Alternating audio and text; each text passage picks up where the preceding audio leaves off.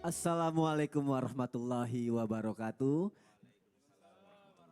Wabarakatuh. Jamaah, oh jamaah, alhamdulillah. Alhamdulillah. Alhamdulillahirabbil alamin. Allahumma sholli ala sayyidina Muhammad wa ala ali sayyidina Muhammad. Alhamdulillah kita ketemu lagi di Islam itu indah.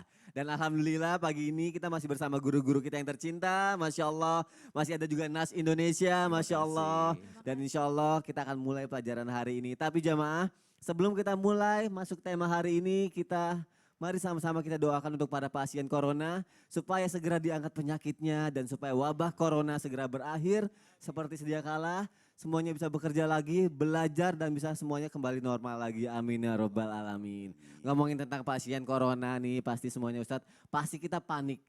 Pasti kita khawatir, tapi kuncinya adalah katanya jangan panik. Ya, Itu yang paling penting. tapi Khawatir jangan boleh, panik. tapi jangan panik. Kenapa? Karena para ahli medis semua sudah turun tangan. Insya Allah virus corona itu mungkin bisa segera dibendung. Semuanya bisa kembali lagi seperti sedia kala. Makanya pagi hari ini jamaah untuk mengapresiasi para ahli medis yang sudah mencurahkan waktu dan tenaganya. Kita akan membahas sesuai tema kita hari ini yaitu terima kasih kepada pejuang medis. Masya Allah. Jamaah.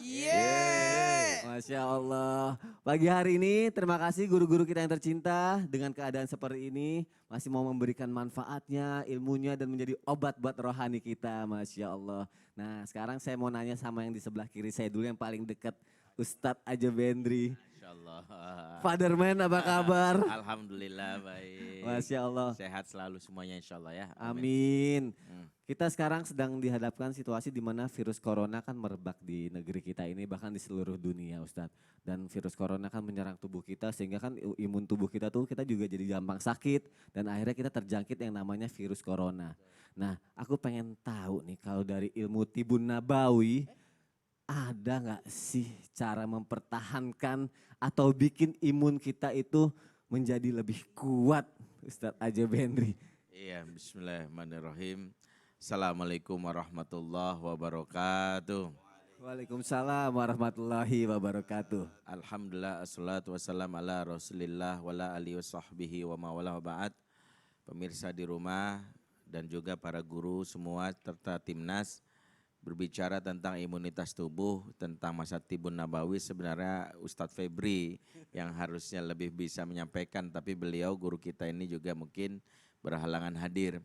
Tapi kita sebagai seorang kepala keluarga, para ayah harus memahami bahwa kesehatan fisik itu termasuk bagian dari tugas dari seorang ayah. Memastikan bahwa anaknya, bahwa istrinya sehat lahir dan batin. Kenapa? Karena bagian dari tanggung jawab ayah adalah memberikan nafkah dan nafkah termasuk adalah bagian dari fisik yang diberikan. Nah imunitas tubuh ini bagian menjaga kesehatan di mana kita tahu bahwa jangan sampai kita melupakan bahwa Rasulullah sudah memberikan resep. Ya, Rasulullah sudah memberikan tahu bagaimana cara menjaga imunitas tubuh tersebut. Karena Rasulullah ini manusia yang paling sehat di muka bumi ini. Kenapa paling sehat? Karena seumur hidup Rasulullah cuma 2 kali sakit. Ya 2 kali sakit itu pun bisa kita lihat sakitnya karena faktor luar kan. Faktor pertama Rasulullah pernah sakit karena pernah diracuni ya oleh salah satu wanita Yahudi Zainab ya. Dan yang kedua pernah juga diberikan sihir oleh seorang lelaki Yahudi yaitu Labid. Labid ini memberikan yang namanya sihir dan Rasulullah sempat merasakan sakit. 2 hal ini faktor eksternal bukan dari dalam tubuh Rasulullah. Tapi bukti kesehatan Rasulullah bisa kita lihat dari mana lagi? Rasulullah bisa kita lihat saking kuatnya perintah perang itu dilakukan di umur 55 tahun. Jihad yang sejatinya menjadi bagian penting dari agama Islam justru turun di saat Rasulullah berusia 55 tahun. Ini kan umur-umur pensiunan tentara ya. Tentara pensiun di umur 55 seharusnya dia mundur ke belakang alias berada ngomong cucu, berada di rumah justru ditugaskan perang. Nah Rasulullah umur 55 justru tugas perang dan perang dicatat yaitu Ghazwah, ada 2 jenis perang, Ghazwah dan Syariah. Ghazwah itu perang pimpin Rasul dan Syariah perang yang dipimpin oleh para sahabat. Nah yang dipimpin Rasul itu 28 kali. 28 kali dari umur 55 sampai 60 tahun, kurang lebih 5 tahun Rasulullah memimpin perang. 28 kali, berarti rata-rata dalam 2 bulan sekali Rasulullah melakukan yang namanya perang. Berarti ini membuktikan kesehatan Rasulullah dari sisi fisik. Nah apa? Yang pertama Rasulullah selalu menjaga kebersihan. Ini penting di rumah, apalagi di saat wabah sekarang seperti ini, kebersihan yang ada itu diperhatikan ya, termasuk tadi saran dari para ahli medis untuk cuci tangan, untuk menjaga yang namanya bagaimana adab saat bersin, adab saat batuk ya, bagaimana tidak memberikan wabah kepada orang lain. Yang kedua Rasulullah selain menjaga kebersihan, karena kebersihan kita tahu at-tahuru syatrul iman, mulai dari kebersihan badan, mandi, bahkan bersuci, istinja. Ini bagian dari cara bagaimana menjaga kesehatan. Yang kedua, minum-minuman yang berikan multivitamin dan menyehatkan, mulai dari madu. Dan ini saya sudah ada stoknya di rumah juga, saya siapkan. Ada stok gitu ya, nggak usah sebut merek, nggak boleh. Ya. Yang kedua ada juga misalnya berkaitan dengan herbal ya, itu juga dipersiapkan. Rasulullah meminum susu kambing, dan susu memang salah satu yang diajarkan sebagai bagian dari imunitas tubuh. Ini bagian buat anak-anak. Yang ketiga adalah bagaimana istirahat yang cukup. Istirahat yang cukup dilakukan Rasulullah itu tidak berarti banyak, tapi saat lelah jangan paksakan. Kalau dari beberapa kitab Tibun Nabawi jelaskan Rasulullah itu sampai 3 kali istirahat dalam sehari. Tapi berkualitas ya, salah satunya ba'da isya sampai malam hari sampai jam 12 jam 1, setelah itu bangun tidur lagi 15 menit sebelum subuh, tidur ayam istilah kita, setelah itu tidur khailulah, tidur di siang hari sekitar setengah jam. 3 kali itu totalnya sekitar 5 jam, membuktikan kualitas istirahat Rasulullah SAW. Itu artinya para ulama menyebutkan, termasuk Ibnul Qayyim kitab Zadul Ma'ad, jangan pas sudah capek banget baru tidur, malah rusak metabolisme tubuh. Yang benar sudah capek istirahat sebentar bangun, itu memberikan kesehatan untuk tubuh supaya tidak diforsir. Nah itu salah satunya diajarkan oleh Islam, dan ini bagian bagi para orang tua, para ayah mengajarkan kepada anak dan istrinya. Masya Allah. Tadi Ustadz bilang kebersihan dulu yang paling penting. Betul. Yang dalam Islam sendiri kebersihan adalah sebagian dari iman. Betul, ya, itu yang penting. Jadi minum susu kambing juga, jangan ada di rumah, madu madu gitu kalau ya. bisa stok dari sekarang, tapi jangan nimbun ya, nauzubillahi min dzalik. Ya. Terus mulai menjaga kesehatan, tidur yang cukup, Masya Allah. Nah kalau Ustadz Maulana sendiri melakukan itu juga apa enggak sebenarnya? Alhamdulillah kalau saya bersyukur karena sudah terbiasa dari awal mandi sebelum subuh. Karena bagian daripada kesehatan kan. Bagaimana kita menyentuh air di awal pagi. Begitu pula istirahatnya lebih Istirahatnya teratur. lebih ini. Ya. Ustadz kalau ini suka lihat berita-berita gak sih? Bawanya kayak mau nolong orang gitu gak sih kalau lihat kejadian sekarang ini? Ustadz? Gini, kalau berbicara tentang menolong orang itu sangat berfaedah karena kaitannya dengan kita kan makhluk sosial, saling membutuhkan. Ada kalanya kali ini kita menolong orang, bisa jadi satu saat nanti kita yang ditolong. Nah kalau gitu aku sekalian mau nanya keutamaan, mau tanya nih, keutamaan menolong orang itu apa? Menolong. Katanya kalau menolong orang satu itu bisa menyelamatkan seluruh umat. Bagaikan menyelamatkan seluruh umat, seluruh manusia. Berbicara tentang keutamaan menolong orang, ini sangat penting sekali karena kaitannya dengan kita kan alhamdulillah senantiasa dianjurkan untuk menolong sesama manusia. Makanya Imam Al-Ghazali Imam Al-Ghazali menyebutkan ini dari sekian banyak keutamaan orang menolong orang, maka saya kutip dari perkataan dari Imam Al-Ghazali, maaf ya. Yang pertama, mendapatkan pahala seperti pahala orang yang berperang membela kedaulatan agama. Jadi ketika kita menolong seseorang sebenarnya seakan-akan kita menolong agama kita. Sekali lagi, ketika kita menolong orang, jadi yang sebenarnya engkau tolong adalah agamamu. Karena kaitannya bahwa mereka itu bahagian dari hamba Allah yang bisa jadi dia harus beribadah kepada Allah karena sesuatu dan lain hal sehingga dia terbatasi atau terhalangi untuk ibadah, lalu kita menyelamatkan mereka. Jadi itu. Yang kedua, mendapatkan pembebasan dari siksa neraka dan karena ada 2 pembebasan. Bagi orang yang menolong orang, maka mendapatkan 2 pembebasan. Pembebasan dari api neraka dan pembebasan dari sifat kemunafikan. Jadi nifak ini. Apalagi setiap langkah ketika kita ada niat untuk menolong orang, maka dibalas dengan 70 kebaikan, dijauhkan dengan berbagai macam kesulitan. Jadi ketika kita menolong orang, sebenarnya pada dasarnya kita menolong diri kita sendiri. Oh, nolong diri kita sendiri. Menolong diri kita sendiri. Karena sebenarnya ketika engkau memberi, engkau akan diberi juga. Lebih banyak daripada itu. Makanya salah satu bentuk pertolongan adalah memberi. Nah, pemberian ini sebenarnya tidak mutlak materi. Bisa jadi buah pikiran sebagaimana guru-guru kita yang hadir di sini. Yakni berbagi ilmu, berbagi nasihat. Karena kebutuhan manusia kan bukan berarti hanya orang miskin yang butuh. Ya. Ternyata orang kaya juga butuh. Nah, bukan butuh materi tapi butuh yang misalkan hiburan dan sebagainya. Ya. Apalagi dosa-dosa akan dihapuskan seperti bayi yang baru lahir. Ketika apa? Ketika engkau menyampaikan hajatnya orang, kebutuhannya orang. Makanya maaf ya saya pinjam kata-kata ini, memberi pinjaman orang Ya. itu lebih besar pahalanya dibanding memberi orang. Oh iya. Iya, karena ketika orang meminta tolong pinjaman, berarti dia sangat butuh. Oh, iya. Tapi kalau kita memberi orang, belum tentu yang kau beri itu butuh. Makanya orang yang menyampaikan hajatnya orang, maka seakan-akan dia sudah membebaskan dirinya. Apanya? Menggugurkan dosanya bagikan anak bayi. Dan terakhir, jikalau ia meninggal dalam keadaan menolong orang, maaf ya, tidak menutup kemungkinan ada orang habis menolong orang yang maaf kena virus itu tertular padanya, kemudian dia sampai meninggal.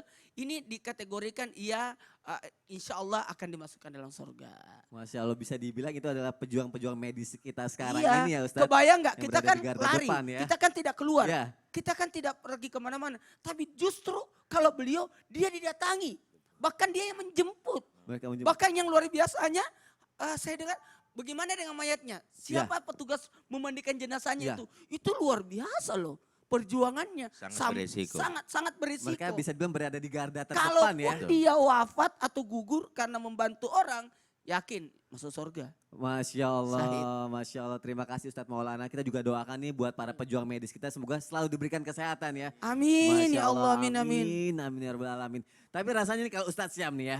Iya bro. Rasanya kalau ngeliat berita itu, seperti yang tadi Ustadz Maulana bilang, kita pengen nolong. Karena kan banyak banget kemuliaan yang kita dapat ketika kita Iya, menolong iya, orang. Masya Allah, tabarakallah. Tapi kita bener gak sih, kita harus melihat dulu nih kondisinya nih, situasinya juga. Nah makanya aku pengen nanya nih, ada gak sih adab dan apa ya, akhlaknya dalam menolong orang nih atau merawat sekitar Ustadz Syam? Oh Masya Allah, tabarakallah.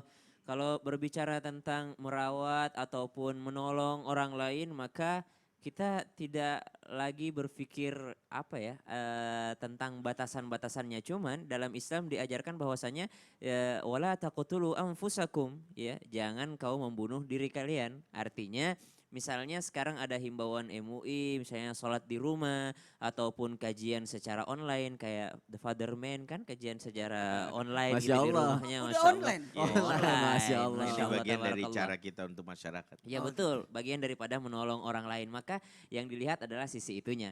Kemudian jikalau berbicara tentang adab dan akhlak merawat pasien misalnya kan, merawat orang lain, menolong orang lain. Yang pertama adalah kalau merawat orang lain atau menjenguk orang lain, biasanya baca apa Sony?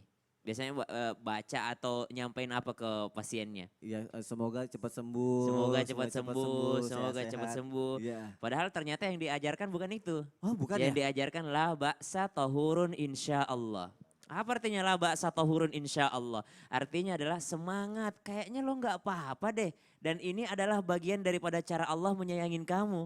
Oh, Masya lebih Allah. ke kasih semangat Semoga ya? layak sembuh, semoga cepat sembuh itu biarkan berada di dalam benak kita. Kenapa? Kalau kita bilang semoga cepat sembuh, dia akan yakin bahwa gue ini lagi sakit. Oh kok." iya benar juga ya. Semua orang datang semoga cepat sembuh. Padahal Nabi mengajarkan laba satahurun insya Allah. Enggak apa-apa kok. Enggak apa-apa kok. Ini Masya Allah, Allah sedang memberikan engkau sesuatu yang sangat luar biasa. Jangan ditakut-takutin. Wah COVID-19 bentar lagi mati. Oh jangan. La ba'sa tahur insya Allah. Itu adab dan akhlak merawat orang lain yang pertama.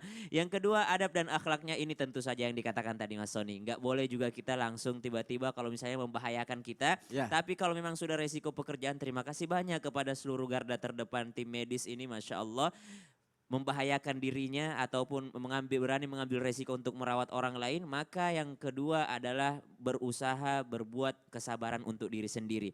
Makanya dalam Al-Quran banyak sekali ayat-ayat motivasi untuk orang-orang sabar.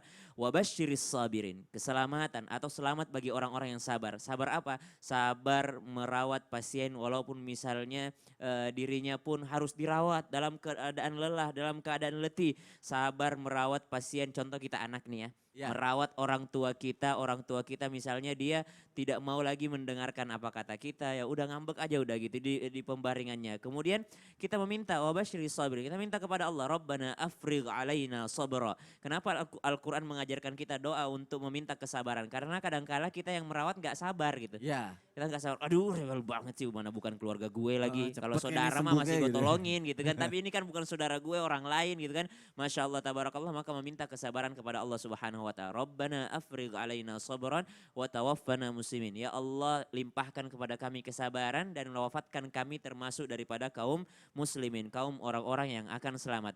Kemudian yang ketiga adalah ketika merawat dan menjaga orang lain, jangan kita wasting time. Artinya wasting time, gimana buang-buang waktu. Usahakan ketika merawat itu ada kesempatan kita untuk mendengarkan hal-hal seperti ini. Usahakan ada kesempatan kita untuk belajar. Usahakan ada kesempatan kita meraih pahala di dalamnya. Selalu niatkan karena Allah. Kenapa diniatkan karena Allah? Karena segala pekerjaan yang kita niatkan karena Allah itu bernilai pahala di sisi Allah Subhanahu wa ta'ala. Dan bernilai syahid, Masya Allah. Tadi dikatakan guru kita Ustadz Maulana, bernilai syahid di mata Allah. Kalaupun memang akan meninggal dunia, kalaupun memang Allah takdirkan meninggal dunia, Allah cabut nyawanya ketika merawat orang lain, insya Allah itu husnul khatimah dan insya Allah bernilai mati syahid di mata Allah Subhanahu wa ta'ala. Maka sabar, memberikan semangat, kemudian semangat ya. sabar bagi yang merawat, Kemudian yang ketiga berusaha untuk mendapatkan nilai ibadah di dalamnya. Masya Allah, terima kasih Ustadz Syam. Sama-sama, Mas Semoga Soni. ini bermanfaat sekali untuk kita dan kita langsung bisa melakukan itu dalam kehidupan kita sehari-harinya. Masya Allah. Gimana, setuju? Setuju banget. Masya Allah. Nah ini benar gak nih? Sekarang nih banyak sekali pertanyaan yang mungkin terjadi dalam kehidupan kita juga ya jamaah. Aku yakin jamaah pasti bertanya-tanya juga nih. Benar gak nih jika kebijakan isolasi diri atau lockdown itu juga pernah diterapkan pada zaman Rasulullah dan Nabi dulu? Nah lalu bagaimana nih Rasulullah dan Nabi terdahulu menjalankan kebijakan isolasi diri dan lockdown itu? Nah kira-kira sama Ustadz Anas nih perlu dijawab sekarang apa nanti nih Ustadz? Kayaknya nanti aja dia. Nanti ya, Setelah yang karena panjang banget dan Iya. harus benar-benar fokus ya jawabnya. Jangan sampai terputus penjelasannya. Jangan sampai terputus, Masya Benar. Allah.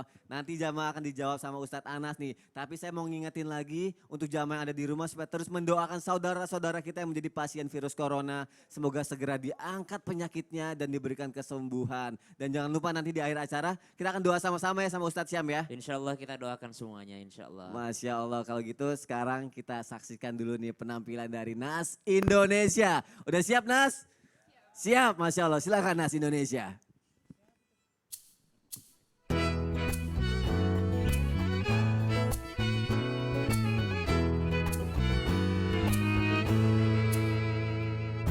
Ada satu pahlawan yang kan membela kesehatan kita di saat seperti ini, di saat tiba ujian. Terima kasih pejuang medis. Semoga Allah rahmati dan Allah lindungi. Terima kasih pejuang medis atas jasamu.